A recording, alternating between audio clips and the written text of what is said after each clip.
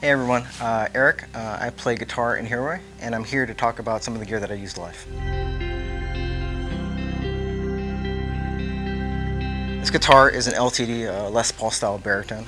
We initially started off with standard, but we do such low tunings that the standard guitars couldn't really handle that tension, or we would run into like all sorts of intonation problems. It ended up being kind of a disaster, so the baritones kind of solved that for all of us. I'm a big tinker. I like to mess around and like mod things. I'm the kind of guy that'll, try to find out like, hey, what happens if I put this in here, or how would this sound?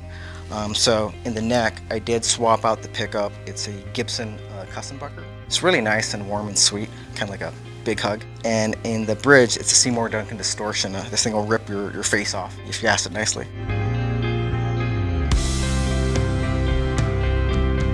This is my second guitar.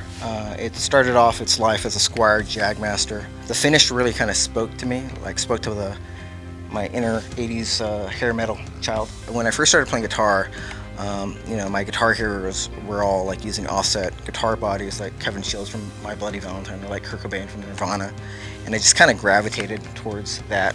So it's what I could afford at the time, and I just kept it ever since. It's like got a lot of sentimental value to me. I modded the hell out of this, so it's not even recognizable, I guess, to where it used to be. The neck pickup I swapped out for a Lawler Imperial, nice vintage PAF tone, and in the bridge again, I lean into like the Seymour Duncan distortion pickups. I really like the gain on it. Really just clear and articulate, but yeah, it'll still rip your face off.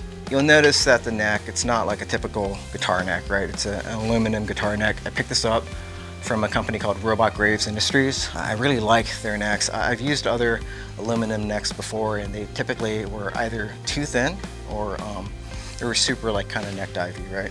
This one feels like it was just like made for my hands. There's like zero neck dive or very little. It's super comfortable to play. A lot of sustain, a lot of resonance. There's a certain weird kind of like almost piano-like clarity to it when you play cleans. This is probably my favorite guitar at this point because of this neck. This amp that I use live, I'm still a traditionalist. A lot of people have moved towards modeling pedals. I like having an amp on stage. This is a Fender Super Reverb amp. I used to be a big twin reverb guy. For this genre. It makes sense for something big, loud, and clean. But I wanted something different from the Fender Twin, because you see it everywhere. So I went with the Super Reverb. It's a 410 config, and yeah, I love it. It pushes a lot of air, a lot of clean headroom on it.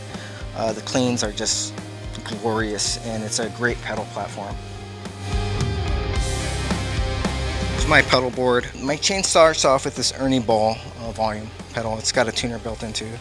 Saves a lot of real estate on the pedal board space without having to have extra pedals just for a tuner. But yeah, I'll use it mainly for swells.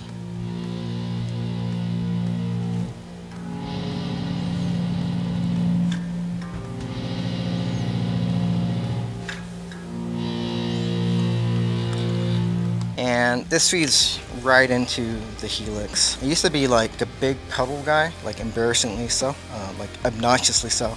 I went on tour to Japan one time, and I thought that was super cool because I had this huge pedal board with me, and it was the worst experience. It was the pedal board was planning my demise. It was a nightmare to just carry around all the time. So the name of the game coming back from that tour was lighten the load as much as possible. So I went with the Helix. My friend Mario from Spotlights kind of introduced me to it, and then he turned me onto it. A little bit of a learning curve, but when I finally got it, it just made so much sense. The Helix has most of the effects that I use. It's got this really cool kind of synth function if I wanted it to.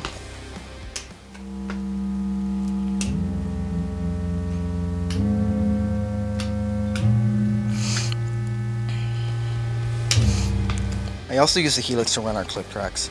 It's got a MIDI function in it, and I just hook this into my laptop, and everyone will hear a click in their ears when we play. So I control everything based off of this Helix. It's pretty much the brains of the whole operation here.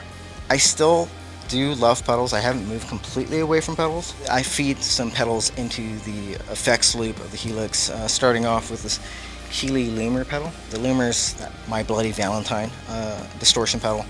In fact, it's all over the new record. Jill used it a lot during a lot of the heavy parts on the next record. And then I go into my Strymon pedals. I use a Big Sky and a Timeline.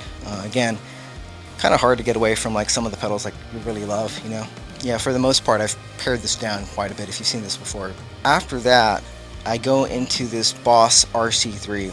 I've never been a fan of like dead silence on a stage after a song finishes. Like, you know, people clap, and after that, like, we tune up after like every song. We're like pretty religious about that. And yeah, I'll just click it on.